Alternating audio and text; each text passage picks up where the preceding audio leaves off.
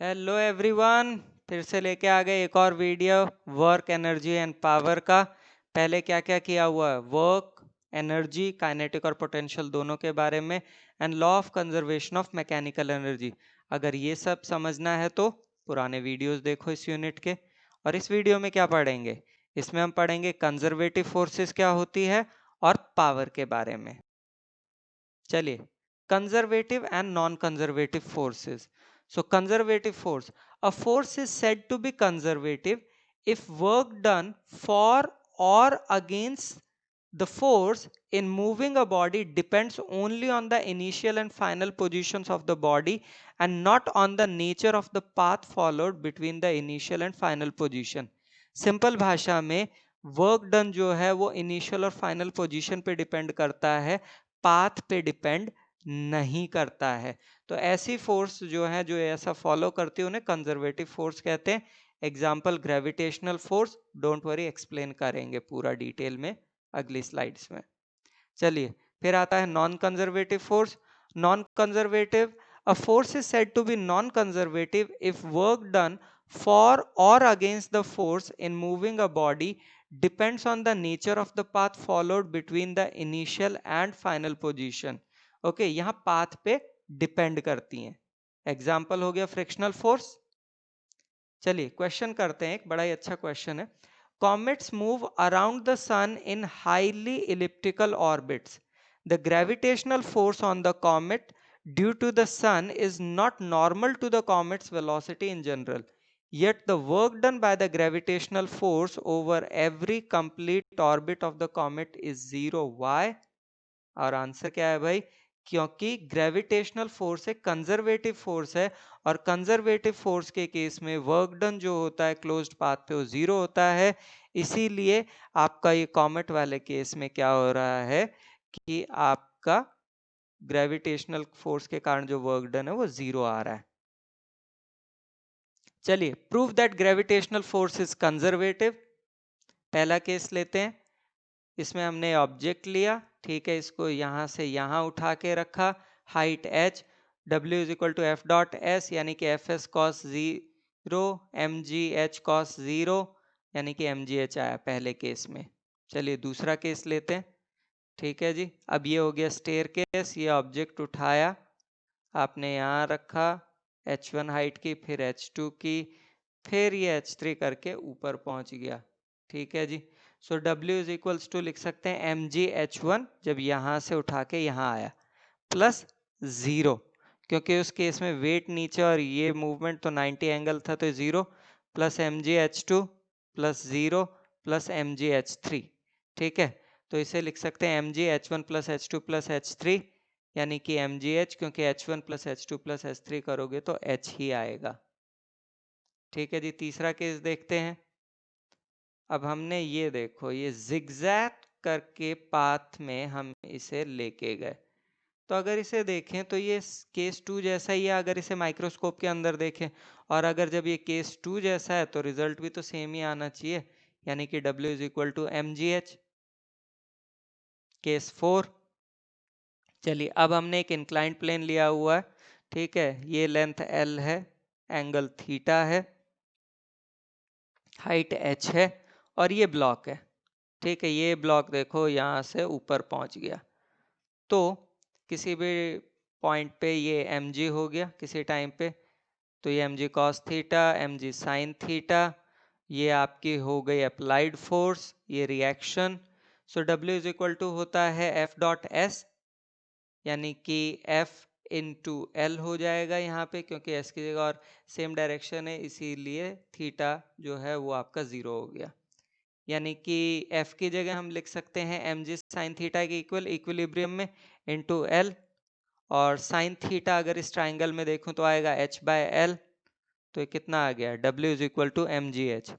अब जरा ध्यान दो, तो इन चारों केसेस में वर्क डन सेम आ रहा है और चारों में पाथ अलग अलग था, तो इससे क्या प्रूव हुआ कि ग्रेविटेशनल फोर्स एक कंजर्वेटिव फोर्स है। पावर, पावर होता क्या है, it is the time rate at which work is done और energy is transferred, that is it is the rate of doing work. ठीक है, P is equal to W by T, instantaneous power is equal P is equal to dW by dt। dW की जगह F dot dx लिख सकते हैं, dx upon dt की जगह v लिख सकते हैं, तो P इक्वल टू FV आ गया। डायमेंशनल फॉर्मूला होता है ml/t minus 3। Unit of work जो है SI यूनिट होती है watt. 1 watt is equal to 1 joule upon 1 second, इसी को डिफाइन किया हुआ है, ठीक है। Horse power which is 746 watt. चलिए कुछ एग्जाम्पल्स करते हैं। पहला, an elevator can carry a maximum load of 1800 kg, that means elevator plus passengers is moving up with a constant speed of 2 meter per second. The frictional force opposing the motion is 4000 Newton. Determine the minimum power delivered by the motor to the elevator in watts as well as in horsepower. चलिए क्या क्या given है, m 1800, v 2 metre per second and frictional force 4000 newton. So net downward force कितनी निकलेगी, weight plus frictional force which is equal to mass into g as we have taken 10 and then the frictional force, so this gives 22,000 newtons. Now minimum power delivered, P is equals to F into V, that is 22,000 into 2 which gives 44,000 watts. Now 44,000 divided by 746 will give the answer in horsepower, that is P is equal to 58.9 horsepower or 59 horsepower. Second question, ये बड़ा अच्छा question है. A body is initially at rest. It undergoes one-dimensional motion with constant acceleration. The power delivered to it at time t is proportional to, किसके proportional है, चलो निकालते हैं. चलिए P इक्वल टू FV होता है, F की जगह MA लिख सकते हैं और V की जगह U प्लस AT लिख सकते हैं फर्स्ट इक्वेशन ऑफ मोशन से, ठीक है। अब यहाँ पे इनिशियली बॉडी रेस्ट पे थी तो U 0, तो ये आ गया M into A into A T और P is equal to M into A square into T, यानी कि P is directly proportional to T, यानी कि ये वाला पार्ट सही है, ठीक है, क्योंकि A आपका कांस्टेंट है, कैसे पता, गिवन है क्वेश्चन में, और मास तो होता ही कांस्टेंट है, so P is directly proportional to T। चलिए example number 3, a family uses 8 kilowatt of power. Direct solar energy is incident on the horizontal surface at an average rate of 200 watt per meter square. If 20% of this energy can be converted to useful electrical energy, how large an area is needed to supply 8 kilowatt? Compare this area to that of the roof of a typical house. चलिए करते हैं। तो power consumed by family है 8 kilowatt यानी कि 8000 वाट, solar energy पर metre square है 200 वाट। Now 20% of it can be converted into useful energy, ठीक है, according to the question P is equals to 20% of the energy, ठीक है, तो P है 8000, 20% means 20 by 100 into 200 into A, because ये था सोलर एनर्जी पर मीटर स्क्वायर, तो एनर्जी कितनी निकलेगी इनटू एरिया कर दो, ठीक है, यहाँ से सॉल्व किया तो ए आ गया 200 मीटर स्क्वायर। अच्छा, area of solar plate required to generate 8 kilowatt of energy is almost equivalent to the area of the roof of a building having dimension 14 into 14, क्योंकि 14 इंटू 14 196 होता है, तो 200 के बहुत नजदीकी है, ठीक है, वही बताया हुआ है। चलिए टाइम टू रिकैप, क्या क्या पढ़ा था हमने भाई। पहली चीज क्या पढ़ी थी, पहली चीज पढ़ी थी कंजर्वेटिव फोर्सेस क्या होती हैं। कंजर्वेटिव फोर्सेस वो होती हैं जो कि इनिशियल और फाइनल पोजीशन पे डिपेंड करती है, पाथ पे डिपेंड नहीं करती हैं, जैसे कि gravitational force. Non conservative forces जो पाथ पे डिपेंड करती हैं, जैसे कि फ्रिक्शनल फोर्स। फिर हमने पढ़ा पावर क्या होता है, it is the time rate at which work is done और energy is transferred. P is equal to W by T और P equal to FV, unit होती है वॉट और एक और यूनिट होती है हॉर्स पावर। चलिए time to do the assignment. 5 ही क्वेश्चन है, do try pause the video, try all questions on your own और उसके बाद वीडियो दोबारा देखो आंसर्स के लिए। चलिए question number 1, A pump on the ground floor of a building can pump up water to fill a tank of volume 30 meter cube in 15 minutes. If the tank is 40 meter above the ground and the efficiency of the pump is 30%, how much electrical power is consumed by the pump? चलिए, volume है 30 metre cube, time है 15 minutes, that is 900 second, height है 40 metre और efficiency है 30%। Okay, चलिए, density होता है mass by volume और वाटर की डेंसिटी होती है 10 टू द पावर ऑफ 3। मास मुझे निकालना है, वॉल्यूम दिया ही है 30, ठीक है, तो मास कितना निकला 3 into 10 to the power of 4 kg।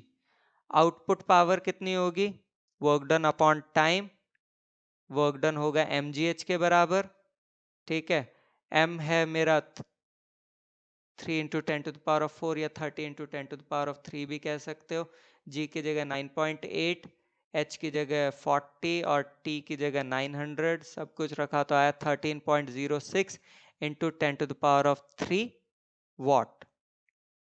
Efficiency होता है output power by input power, efficiency है 30%, आउटपुट पावर मुझे पता है, इनपुट पावर निकालनी है और वो कितनी निकलती है 43.6 into 10 to the power of 3 what.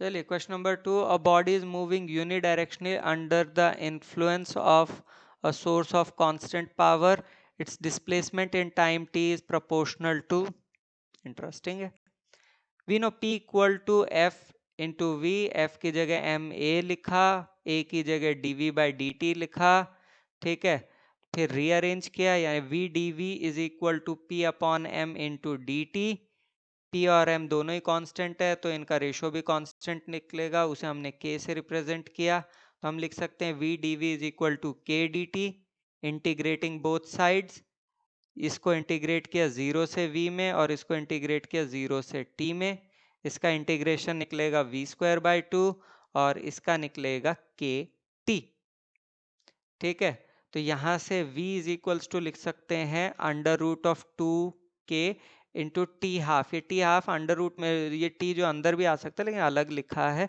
ताकि आगे स्टेप्स इजी हो, ठीक है, v की जगह लिखा dx बाई dt, 2 नंबर है, k कांस्टेंट है, तो इसको रिप्लेस करके हमने एक दूसरा कांस्टेंट लगा दिया k डैश, ठीक है, ताकि आगे हो इजी हो जाए, ठीक, तो dx इज इक्वल टू होगा k dash t half into dt, अब फिर से इंटीग्रेट कर रहे हैं दोनों साइड्स को, ठीक है, लेफ्ट को 0 से x में किया, राइट को 0 से t में किया, तो लेफ्ट का आ जाएगा x और यहाँ t हाफ का इंटीग्रेशन होगा t to the power of 3/2 upon 3/2, k dash constant था तो उसका कुछ होना ही नहीं था, तो हम लिख सकते हैं x is equal to 3/2 k dash into t to the power of 3/2, that means x is proportional to t to the power of 3/2, यानी कि थर्ड वाला करेक्ट है।